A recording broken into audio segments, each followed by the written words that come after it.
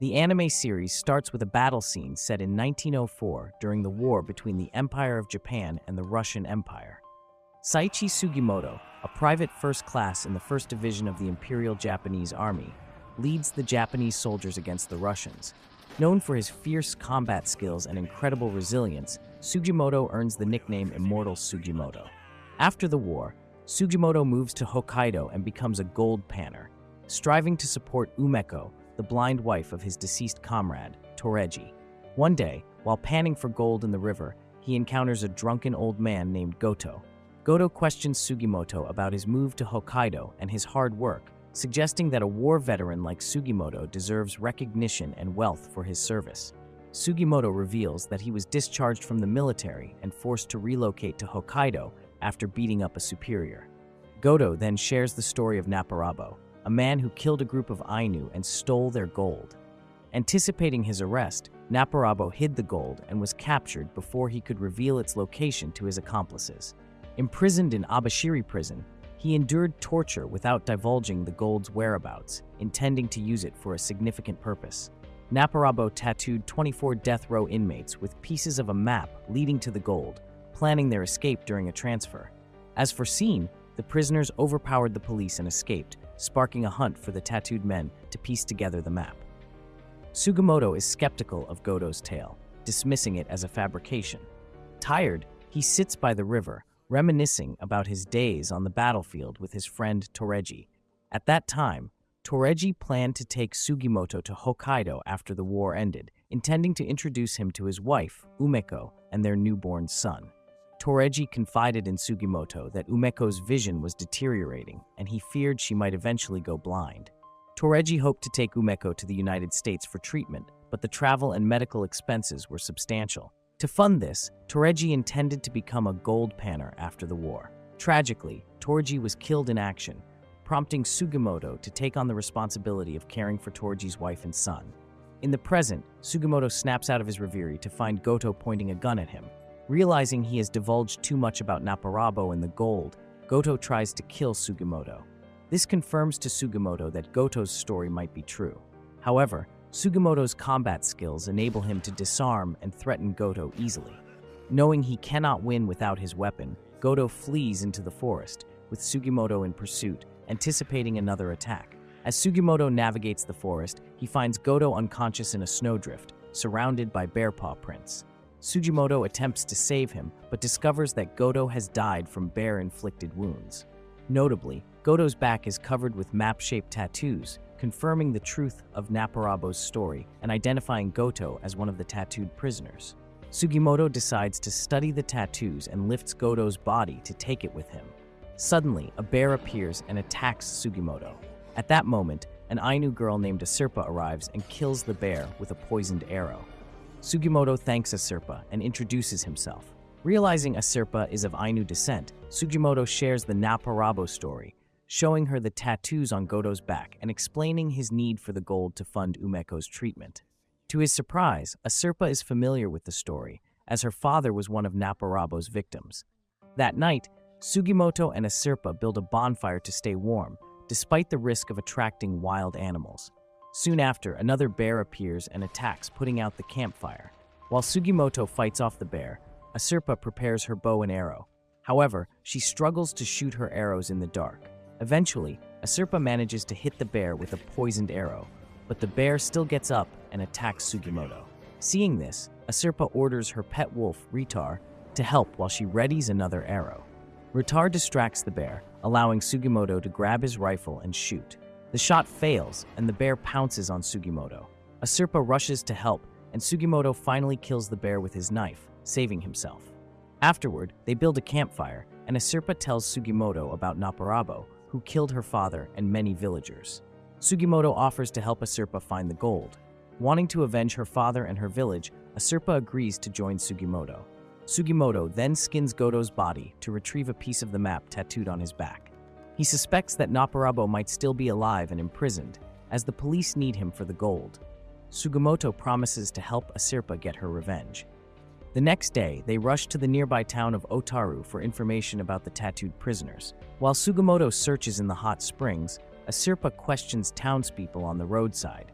She shows them the tattoo patterns she drew, but they deny seeing anyone with such tattoos.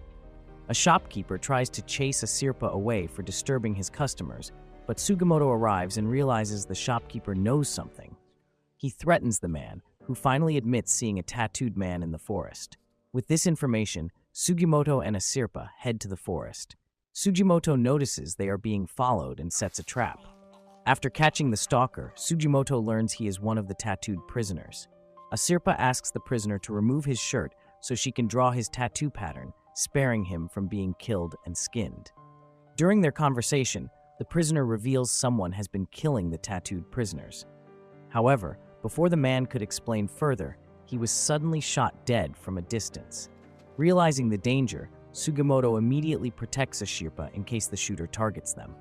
Sugimoto grabs his rifle and returns fire. The shooter reveals himself, and they engage in a fierce fight until Sugimoto finally takes the man down.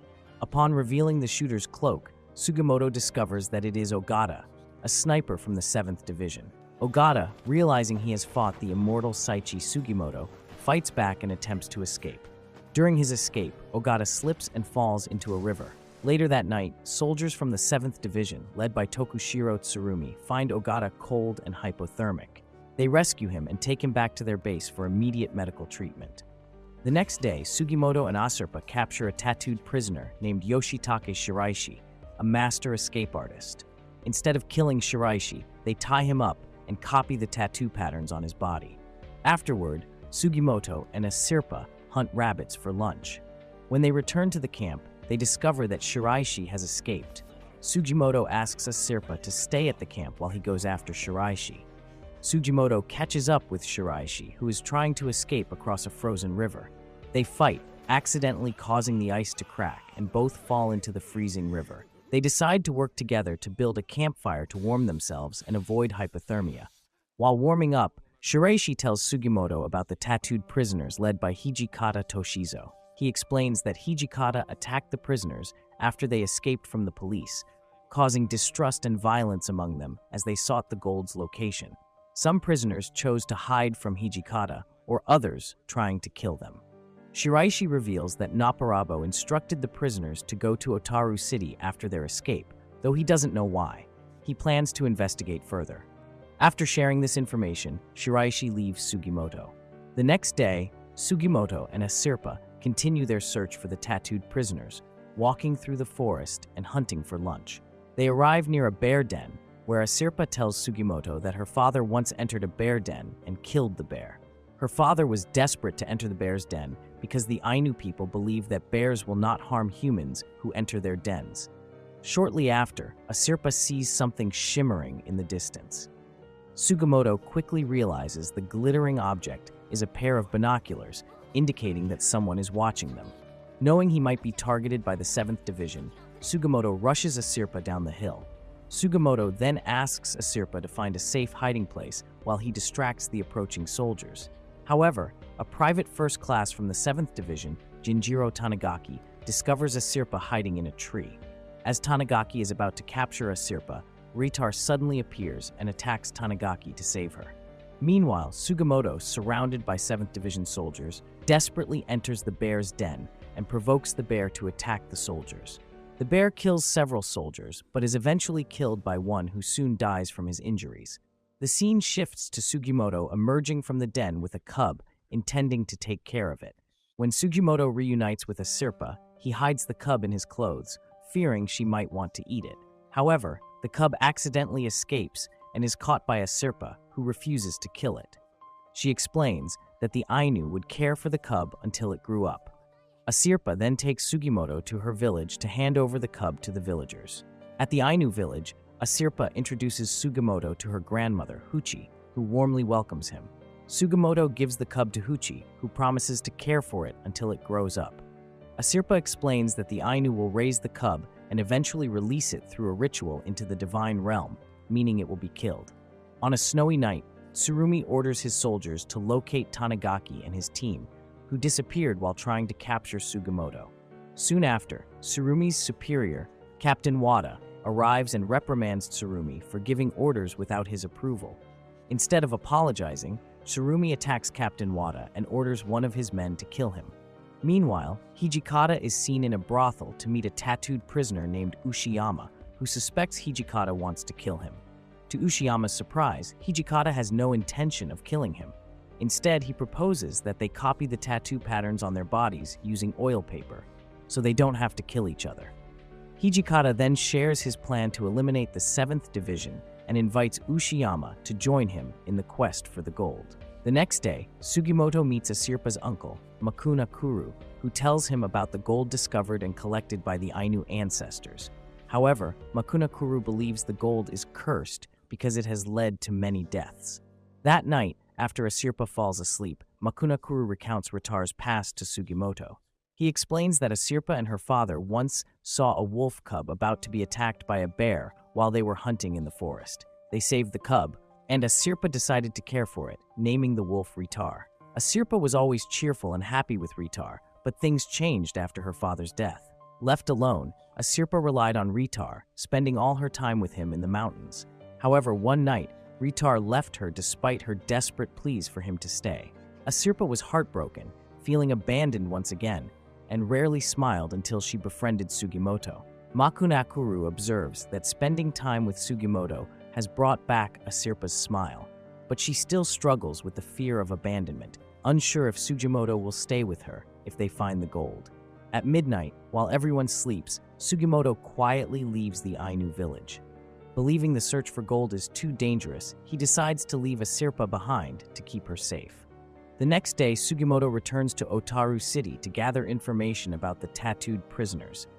After learning about a tattooed prisoner named Ushiyama from a brothel owner, Sugimoto sets out to find him in the city. However, during his search, Sugimoto is captured and beaten by soldiers of the 7th Division. Tsurumi soon arrives and stops the soldiers, ordering them to bring Sugimoto to headquarters for interrogation. During the interrogation, Tsurumi asks for information about the gold, but Sugimoto pretends to know nothing. Tsurumi then reveals that he is also searching for the gold to use it to control Hokkaido and establish a new government. Elsewhere, Asirpa, upset that Sugimoto left her in the village, decides to find him with Ritar's help. She has Ritar sniff Sugimoto's socks, and they search Otaru City. That night, they arrive at an inn where Ritar has tracked Sugimoto's scent. Unexpectedly, Asirpa encounters Shiraishi, who is surprised to see her with a large wolf.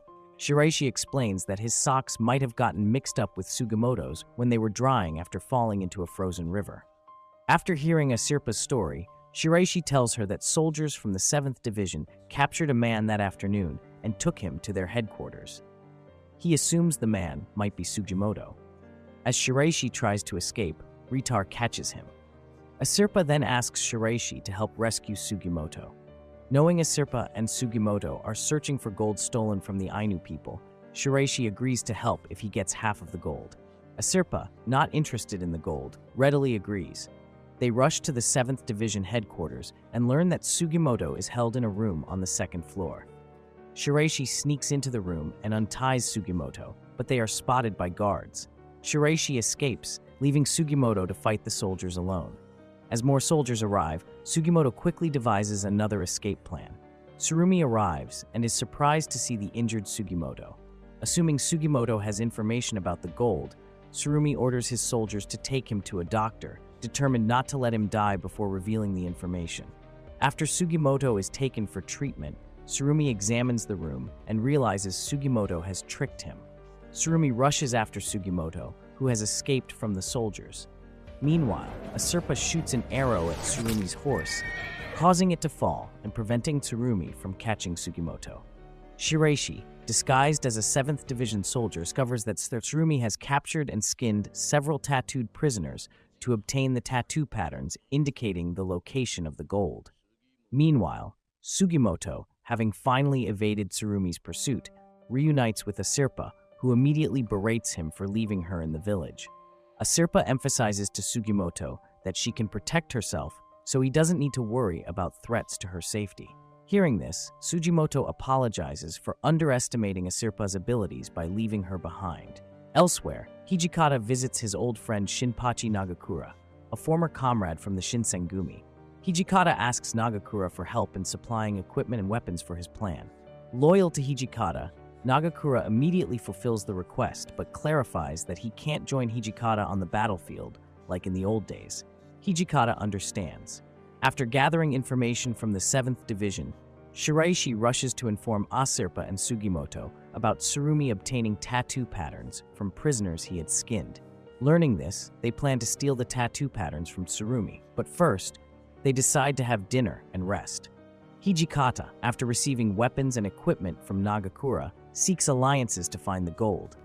He aims to recruit Zenjiro Shibukawa, the leader of a band of thieves recently released from Kabato prison. Ushiyama is skeptical of Shibukawa's cooperation. Hijikata reveals that he had previously sent messengers to Shibukawa, but they never returned. Despite this, Hijikata insists they need Shibukawa's talents and men, emphasizing that they must not kill Shibukawa under any circumstances. Ushiyama notes that their group of 10 is at a disadvantage against Shibukawa's dozen men. Hijikata disagrees, arguing that victory in battles doesn't rely on sheer numbers, but on the willingness of men to sacrifice their lives. Upon arriving at Shibukawa's residence, Hijikata and his men enter the building. One of Shibukawa's men confronts them, but Ushiyama quickly overpowers him, throwing him through the ceiling. Shibukawa, surprised to see Hijikata since his transfer to Abashiri prison, recalls the help Hijikata gave him back in Kabato prison. Hijikata inquires if his men have arrived, and Shibukawa confirms, adding that they were tortured into revealing information about the Ainu gold.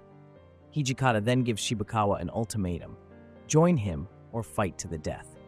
Shibukawa asks to see Hijikata's Abashiri tattoo, but instead, Hijikata tosses him the severed heads of the men who were supposed to attack his group. Hijikata demands Shibukawa order his hidden men to lower their weapons.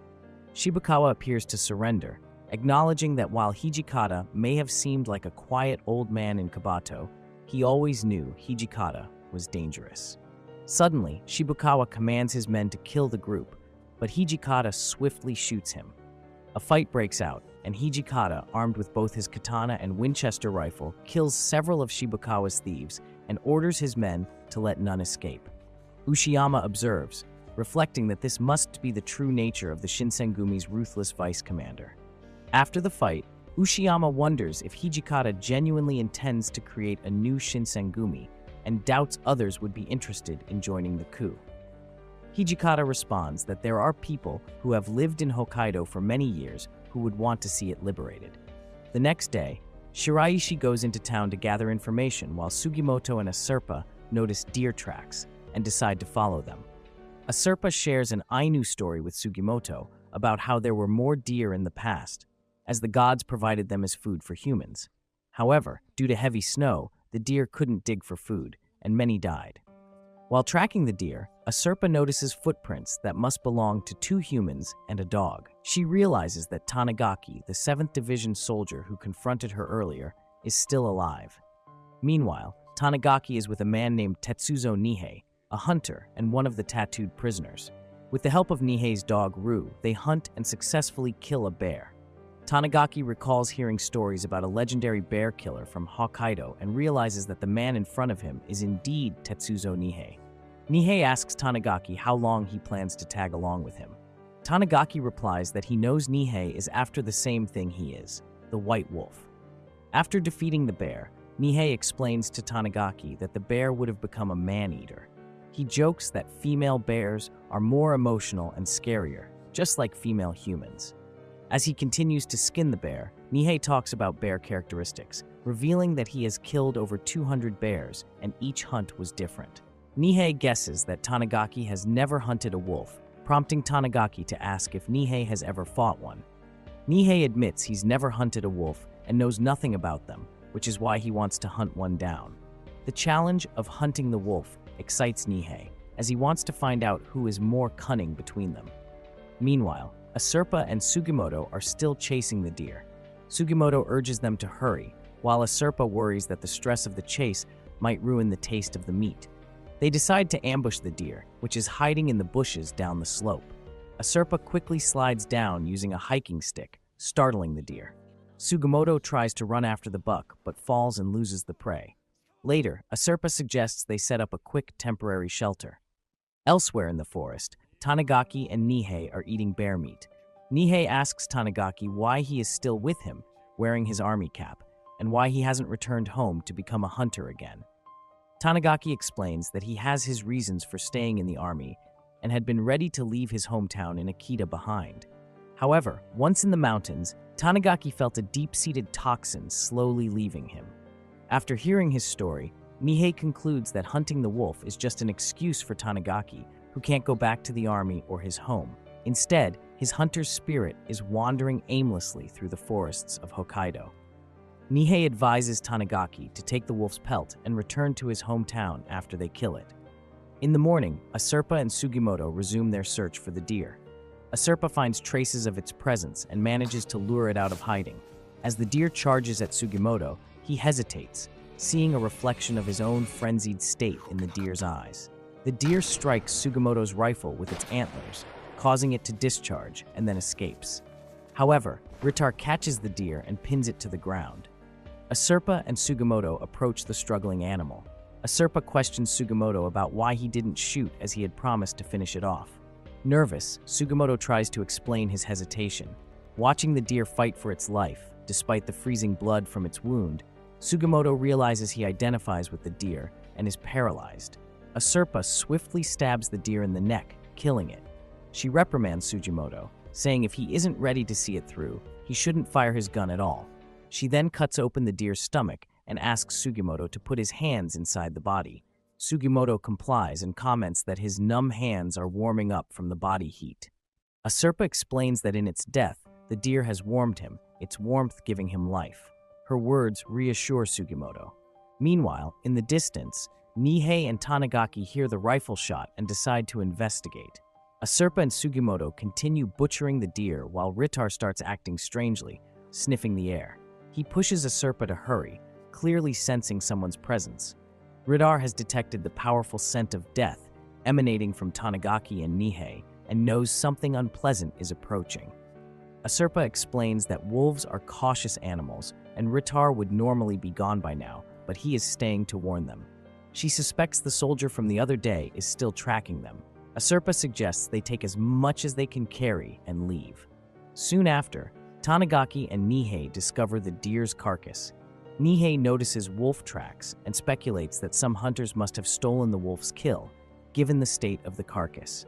However, Tanigaki observes human tracks and recognizes them as those of the man and the Ainu girl he encountered recently. He suggests to Nihei that the meat was probably left for the wolf, but the animal sensed their presence and fled. Tanigaki thinks the wolf isn't afraid of the Ainu girl and might return to finish the deer. Meanwhile, Asurpa and Sugimoto have been watching the hunters from a distance. Sugimoto wonders if the two are hunters. They later return to one of their hunting huts, but find it occupied. Sugimoto draws his gun, only to discover it's Shiroishi, who has returned from town. Shiroishi shares that he has gathered information about a tattooed prisoner. A fur trader told him that a man, imprisoned years ago for killing 3 people, had resurfaced. Shiroishi identifies the man as another Abashiri convict, a highly skilled hunter named Nihei Tetsuzo. Asurpa realizes she has heard of Nihei before.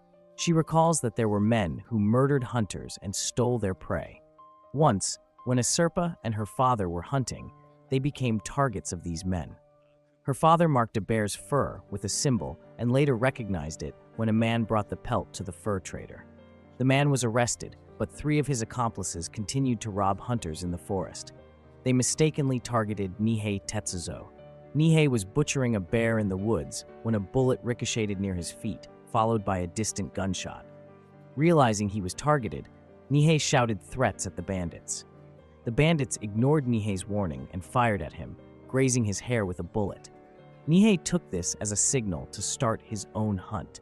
Over the next 3 days, he tracked down each bandit and killed them with a club.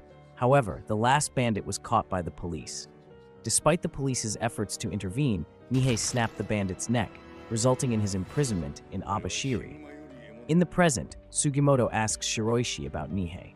Shiroishi describes Nihei as an older man with graying hair, carrying a single-shot rifle, and accompanied by a brown Ainu hunting dog.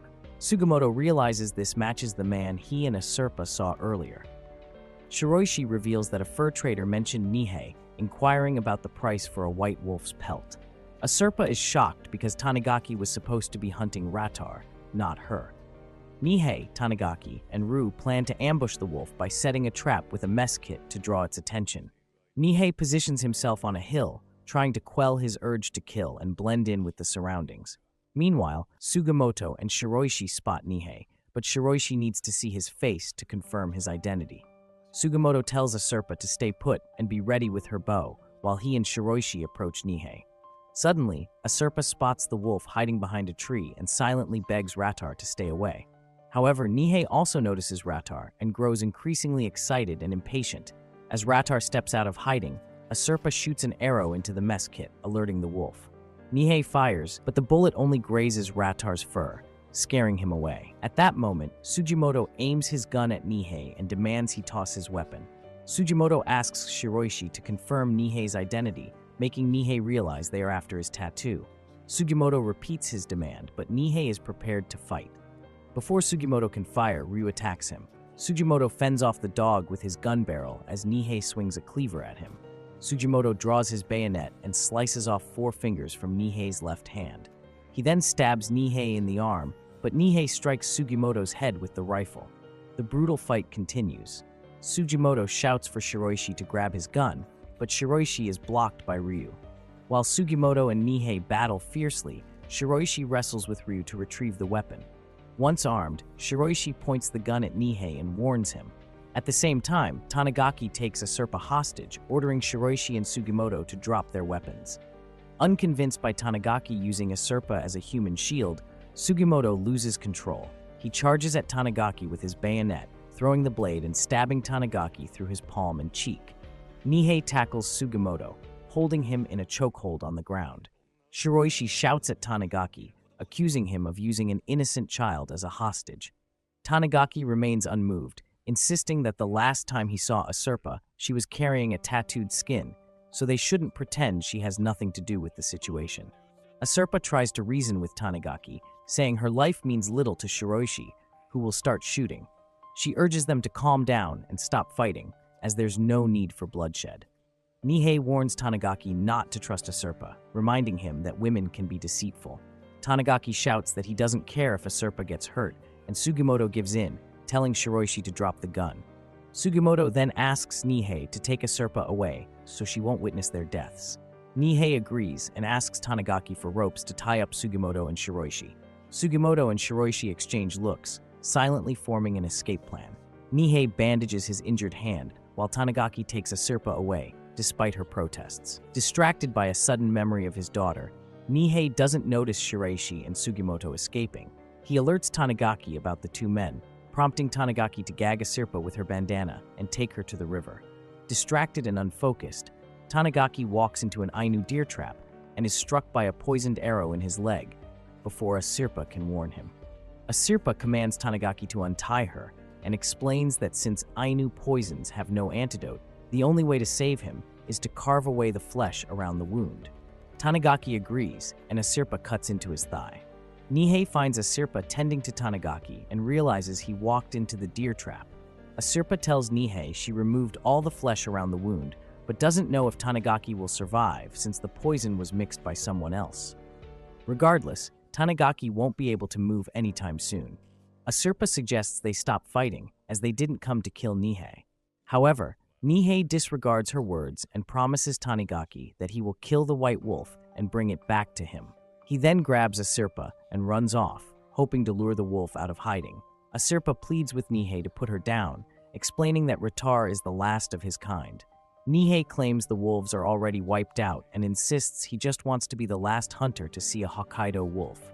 Afterward, Nihei brings Asurpa to an open area. Asurpa tries to resist, but Nihei ties her to a tree branch. He tells her that his fight with Ratar is a death match between 2 beasts, and he plans to survive. Nihei promises to end it with 1 shot so Ratar won't suffer. Not long after, Ratar appears and charges toward Nihei. Nihei aims his gun and fires several shots, but Ratar dodges every one of them.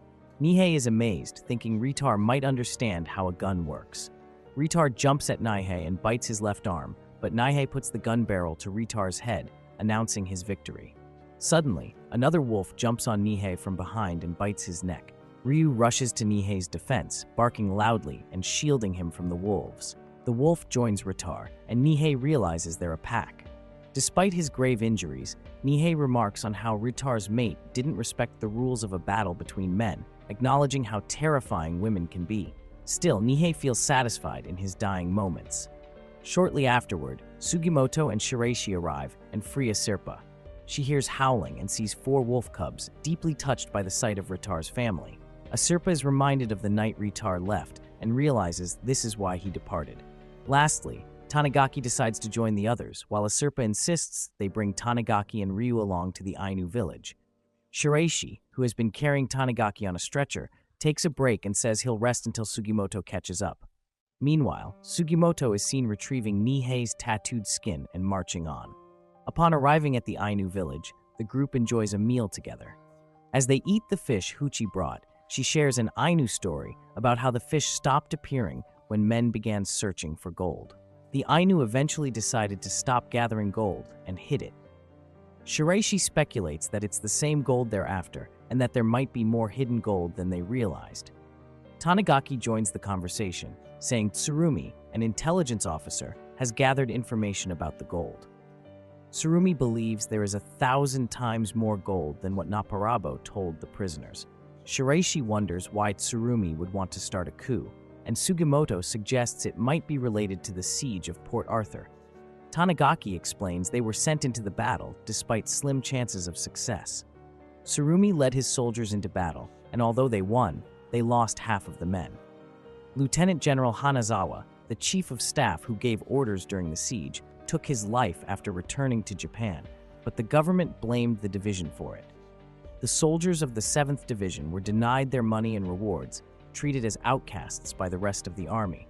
Tsurumi then decided to establish a military dictatorship using the Ainu gold. In the present, Shiraishi asks Sugimoto if he has changed his mind about the gold after what he heard. Sugimoto replies that he won't let Tsurumi have the gold and will keep his promise to his partner.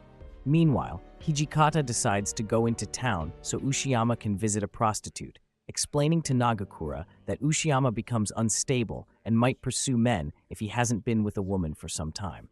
At the same time, Shiraishi is also in town and decides to visit a more expensive brothel to gather information. As Shiraishi is about to enter the building, he runs into Ushiyama at the door.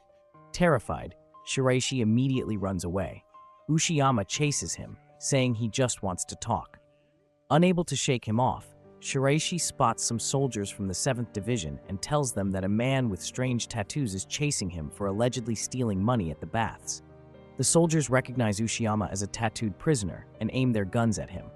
In a flashback, Hijikata is seen speaking with Nagakura on a cliff. He reveals that he and Naparabo share a common goal, making him the only Abashiri convict who knows the true amount of hidden gold. Hijikata explains that with this money, he plans to create a new nation. In the present, Ushiyama is fighting soldiers from the 7th Division in Otaru. A soldier named Nikairo shoots him in the shoulder, but Hijikata's reinforcements soon arrive. Meanwhile, explosions are heard nearby as Hijikata walks by hostages in a bank. Tsurumi arrives at the scene and examines a corpse, initially thought to be a tattooed prisoner, but finds no tattoos. He realizes the shootout is just a diversion from the real objective. Inside the bank, Hijikata's men steal money and jewelry, and Nagakura finds Hijikata's legendary katana. Tsurumi follows Hijikata to the bank, but arrives too late. As he attempts to shoot Hijikata, Hijikata escapes on horseback. Meanwhile, Shiraishi returns to the brothel and asks one of the women for a piece of clothing from a tattooed man. He gets Ushiyama's sock and asks Asirpa to lend him Ratar.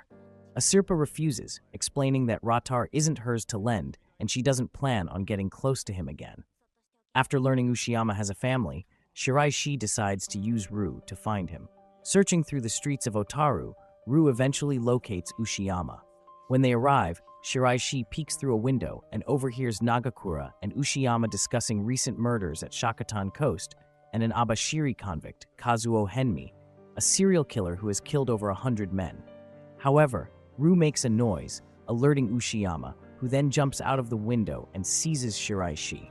The two begin to fight, but Hijikata intervenes, preventing Ushiyama from killing Shiraishi. Later, Ushiyama suggests they spare Shiraishi if he allows them to copy his tattoo. Hijikata suspects Shiraishi isn't acting alone. Shiraishi reveals he is working with Sugimoto, but insists they don't have any tattoos. Hijikata then orders Shiraishi to get the skin of Kazuo Henmi.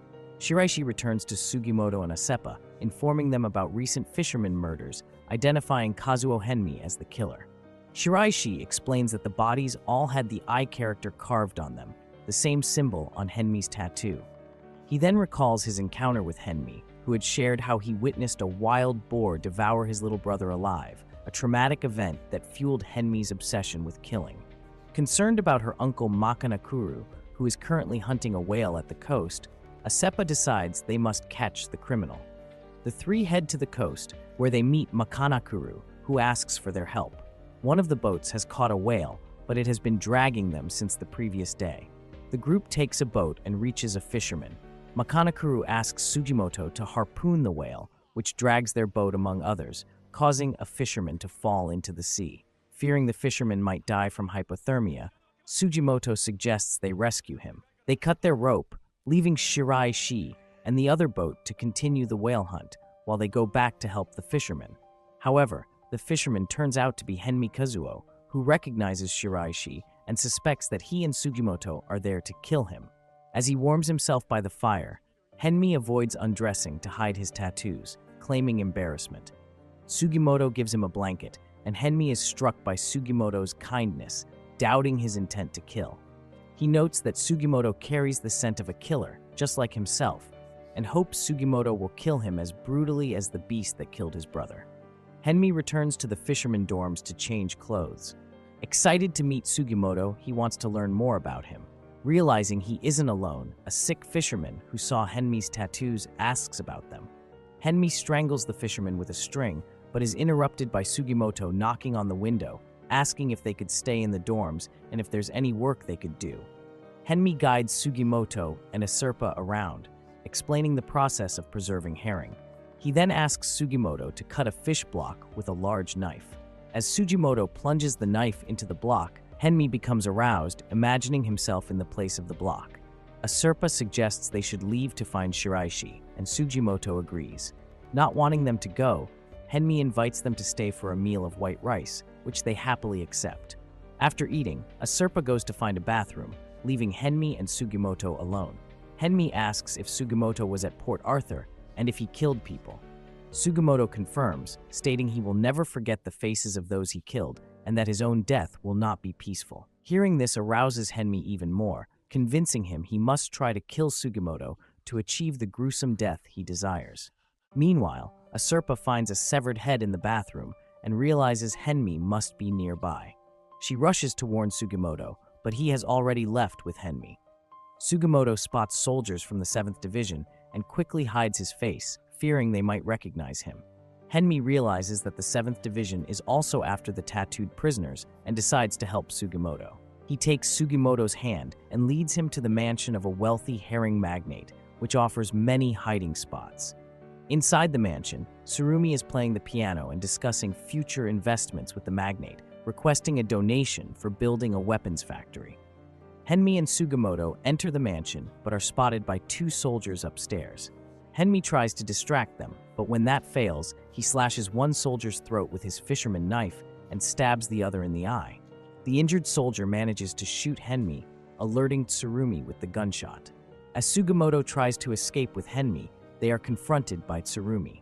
Suddenly, the herring boss starts firing a Maxim gun, allowing Sugimoto to escape while carrying Henmi. They reach the coast where they find Shiraishi and others who have killed a whale and dragged it to the beach.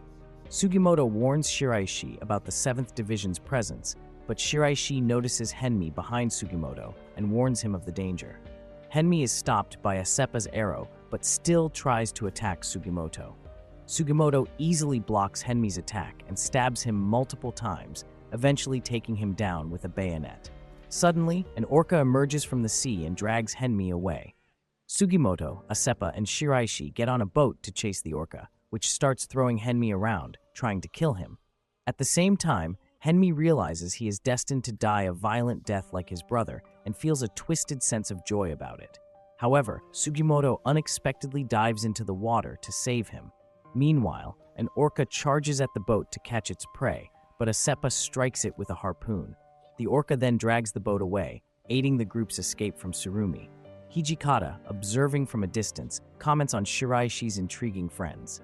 Tsurumi soon learns that Ogata has disappeared from the hospital and that Nikaito has been missing for days. Back at the Ainu village, Tanigaki returns to Huchi's house and is surprised to find Ogata and Nikaito waiting for him. Tanigaki explains he was recovering from a poison arrow wound and has only just regained the ability to walk. Ogata questions why Tanigaki hasn't returned to Tsurumi, to which Tanigaki replies that today is the first day he can walk with a staff. Ogata suggests that Tanigaki might have killed Tamai, Noma, and Okada, but Tanigaki denies it and asks them not to harm the Ainu people. Ogata then says he was joking and will pretend he didn't see Tanigaki, allowing him to stay and repay the Ainu. Before leaving, Ogata asks if Tanigaki has seen Sugimoto the Immortal and an Ainu child, but Tanigaki says no. Tanigaki informs Huchi of his departure, but Osoma Asurpa's cousin becomes upset and starts pulling on Tanigaki's ears, refusing to let him go. Amidst this, Tanigaki gets grazed on the forehead by a shot. Nikaido remarks to Ogata that he missed and that they should have killed Tanigaki down there. Ogata responds that this would have meant killing the witnesses too, which he avoids as he has a soft spot for grandmothers due to his own.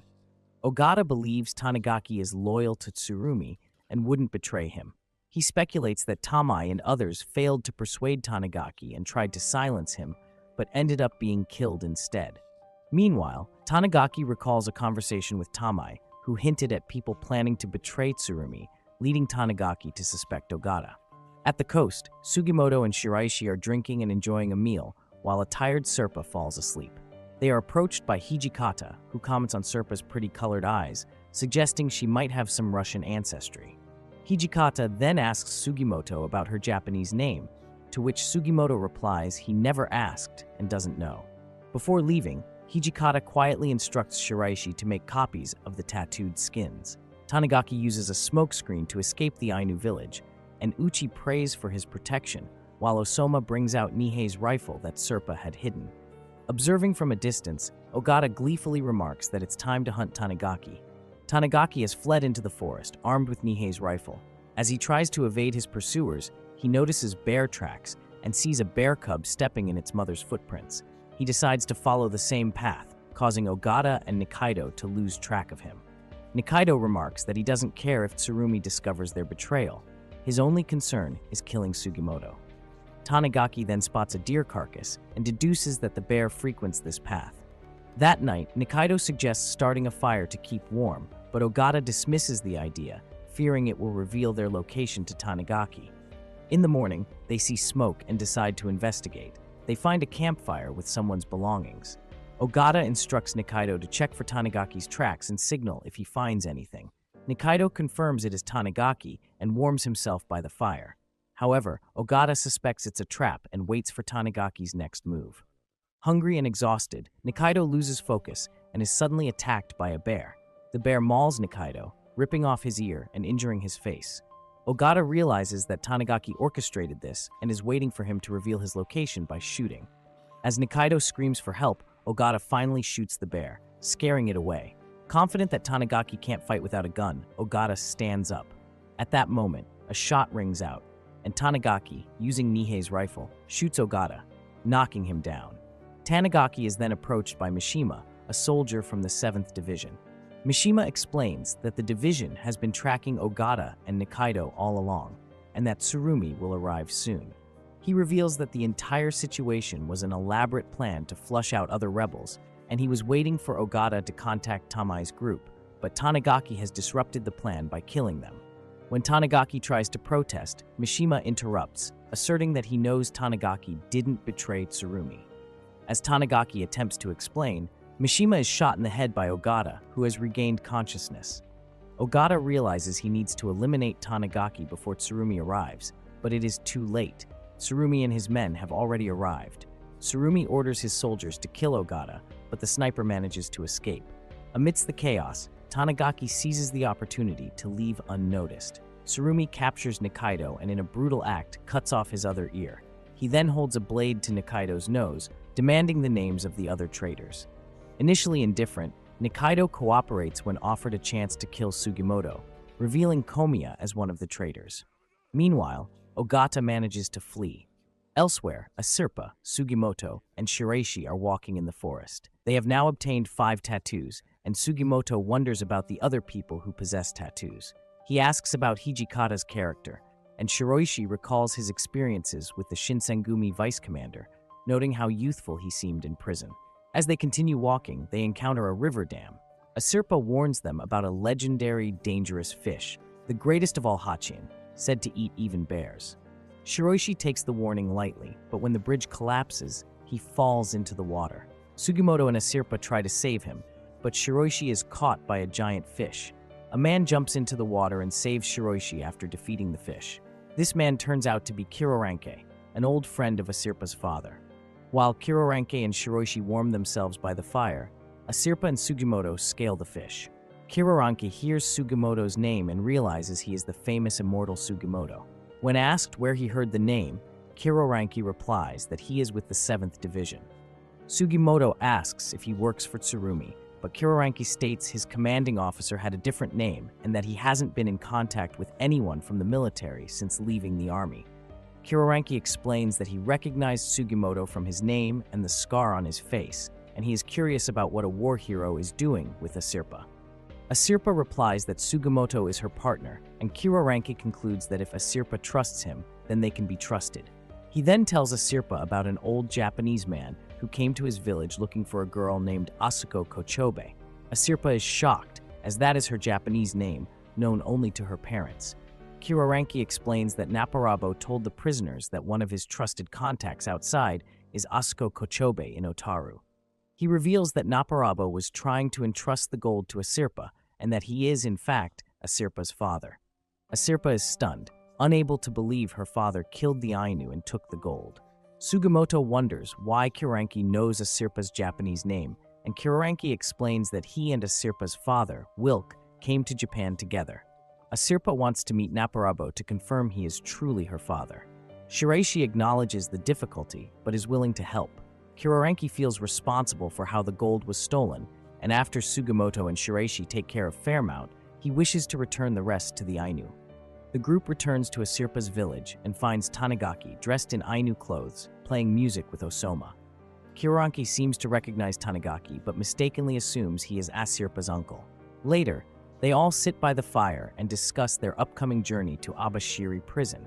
Tanigaki draws a map on the ground, pointing to Asahikawa, a city halfway to Abashiri, which is home to the 7th Division headquarters.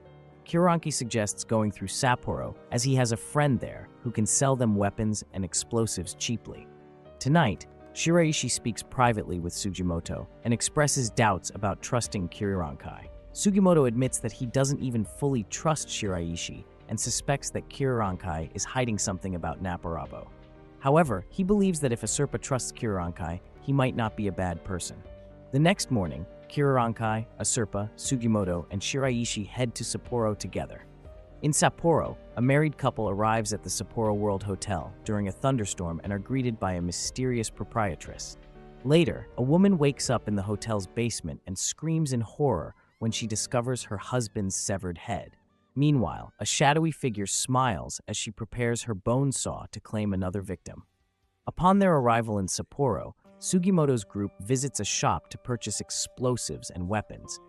Shiraishi asks if there's a nearby place to stay, and the shopkeeper mentions an old hotel recently taken over by a young and beautiful proprietress.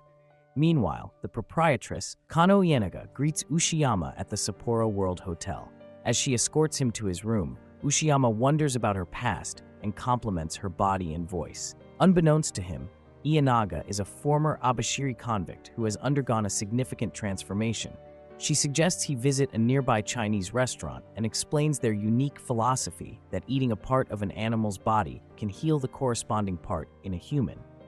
Ushiyama recalls an old man he knew in Abashiri prison who shared the same belief and asks Ienaga if it truly works.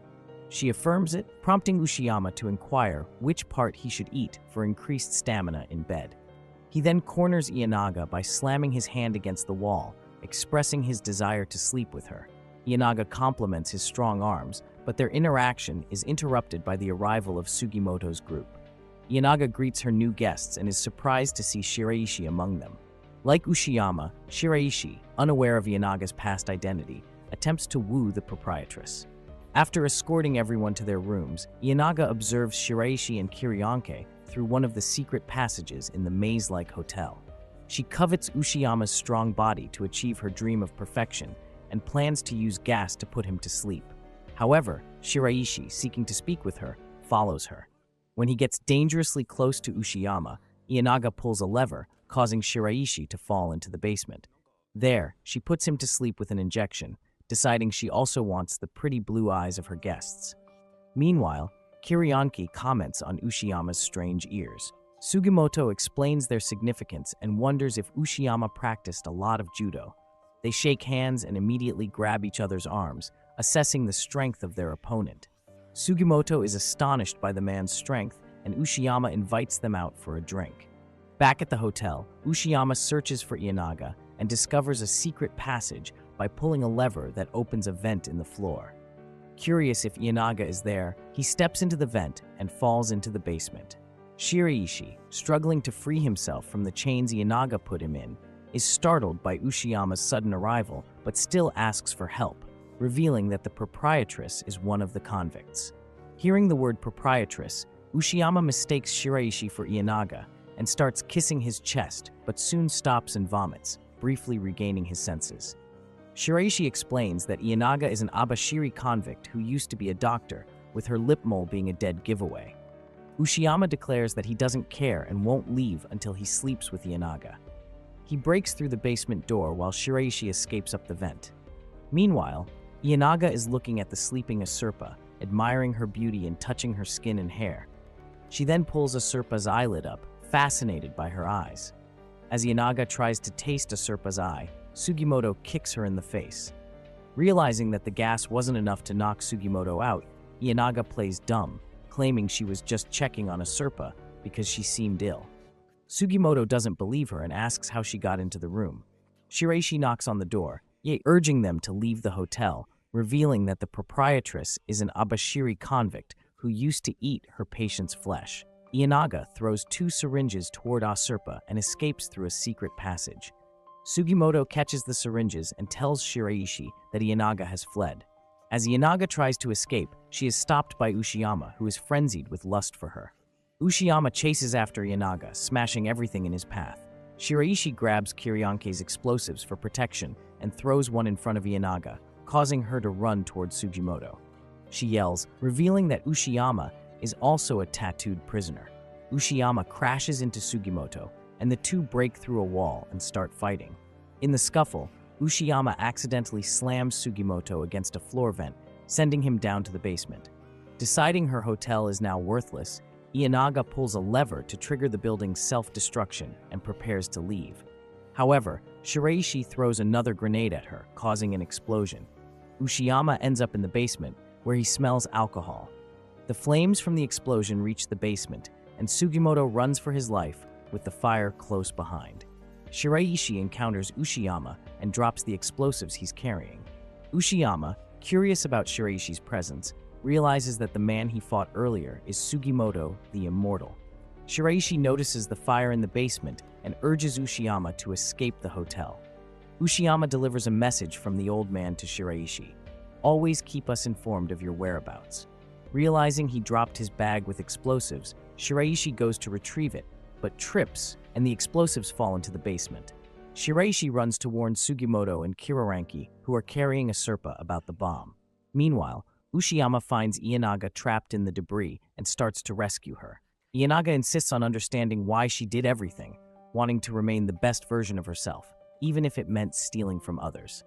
As she calls Ushiyama perfect, an explosion demolishes the building. Despite this, Sugimoto, Asurpa, Kiryanke, and Shiraishi manage to escape. They leave the remains of the hotel and set out for Abashiri. The next day, Shiraishi gives a copy of Kazuo Henma's tattoo to Ushiyama. Ushiyama asks Shiraishi to join him and takes him to a room he has rented, where Ianaga is recovering after the hotel explosion. Meanwhile, Asirpa, Saichi Sugimoto, and Kiroranki search for survivors in the hotel's debris. Kiroranki mentions that the fire department and police reported no casualties, and the bodies of Ianaga's previous victims are buried under the rubble. Kiroranki laments that Shiraishi lost the explosives they bought, and now they need money to buy more. Asirpa suggests they visit relatives in Naganuma, where they can hunt and earn money. In Naganuma, Asirpa introduces the others to Huchi's younger brother, who lets them stay at his house for the night. Huchi's brother tells them about a strange woman staying at their cotton mill, rumored to be a clairvoyant who can see a person's past and future. The woman approaches the group, and Huchi's brother introduces her as Inkarmat. Shiraishi is immediately attracted to Inkarmat and tries to flirt with her. Inkarmat correctly guesses that the group is from Otaru and deduces that they are searching for someone. Shiraishi is amazed by her clairvoyant abilities, while Asirpa remains skeptical. Inkarmat explains that she is a fortune teller often sought by the Ainu people for guidance. She offers to predict the group's fortune and warns of a bad sign. Asirpa, unimpressed, declares that as a modern Ainu woman, she doesn't believe in fortune-telling. Inkarmat smiles and asks if they are searching for Asirpa's father. The next morning, Asirpa tells Sugimoto that Shiraishi is missing, but Kiroranki claims to know his whereabouts. They find Shiraishi and Inkarmat at Naganuma racetrack, where Shiraishi is betting on horses with Inkarmat's fortune-telling guidance. After a winning bet, Shiraishi continues gambling and buys various amulets from Inkarmat, hoping for more luck. Asirpa, Kiroranki, and Sugimoto locate the pair at the racetrack, and Asirpa realizes Shiraishi has been using Inkarmat's fortune-telling for gambling. She warns him not to trust her. While they argue, Kiroranki watches the horses on the racetrack and remarks that the winning horse will be either number 3 or 4. Shiraishi then wonders if Kiroranki can predict the future. Kiroranki replies that he grew up riding horses and knows a lot about them, to the point that during the Russo-Japanese War, he was entrusted with caring for the combat engineers' horses. Hearing this, Inkarmat agrees that number 3 will win, prompting Shiraishi to bet his money on it. Kiroranki picks up a jockey's cap off the ground and puts it on his head. 2 men approach him, mistaking him for a jockey named Takasaki. They explain that the jockey they are looking for has run off and now they need a replacement. One of the men asks if Kiroranki can ride a horse, while the other reveals that the horse owner wanted the jockey to cheat, which is why he ran away. The horse owner is a Yakuza boss who wants an unpopular horse to win the race, and the men warn of severe consequences if they don't comply. Dressed as a jockey with a clean-shaven face, Kiroranki walks up to Asirpa and the others, urging them to bet on him riding number 3. However, when Inkarmat does her fortune-telling and says that number 3 won't win, Asirpa tells Shiraishi to stop, insisting that fortune-telling is for those who are uncertain. Confident in her path, Inkarmat declares that number 6 will win, and Shiraishi eagerly decides to bet everything on it. The race begins, and Kiroranki is immediately struck by another jockey's whip. However, he quickly recovers and takes the lead. Shiraishi groans, certain he's going to lose, while Sugimoto cheers on Kiroranki, who ultimately wins the race. After his victory, he joins the others, urging them to leave as the Yakuza boss must be looking for him. He asks where Shiraishi is, and Sugimoto points to him. Shiraishi is clearly having a mental breakdown. Sugimoto's group returns to Huchi's brother's village to prepare for their journey. Shiraishi mentions he has something interesting to share and recounts what Ianaga told him earlier. A month ago, a man arrived at Ianaga's hotel. The man turned out to be a thief and told Ianaga about something strange he saw in a house he broke into in Yubari. Taxidermized human mounts and a skin with tattoos that didn't look like Yakuza's. Shiraishi suggests they follow this lead, so the group heads to Yubari. Late at night in Yubari, Tsurumi sets an ambush at the cemetery, waiting for a grave robber. Tsurumi instructs another Tsurumi to keep watch over the freshly dug grave from yesterday, anticipating that a grave robber will take the bait. While on guard, Nikaido distracts Tsurumi by commenting that his ear resembles Yaoi's and asks for Tsurumi's left ear. During their conversation, the grave robber appears, and Tsurumi alerts the other Tsurumi. Nikaido accidentally steps on a branch, startling the robber, who then flees. Tsurumi and Nikaido give chase, with Tsurumi picking up a glove dropped by the robber. The anime series concludes with Tsurumi putting on the glove, which appears to be made of human skin, and smiling excitedly as he plans to visit the escapee. The moral of the story is that greed can drive people to extreme actions, including causing harm and suffering to others. Therefore, it is important to avoid being greedy and cruel.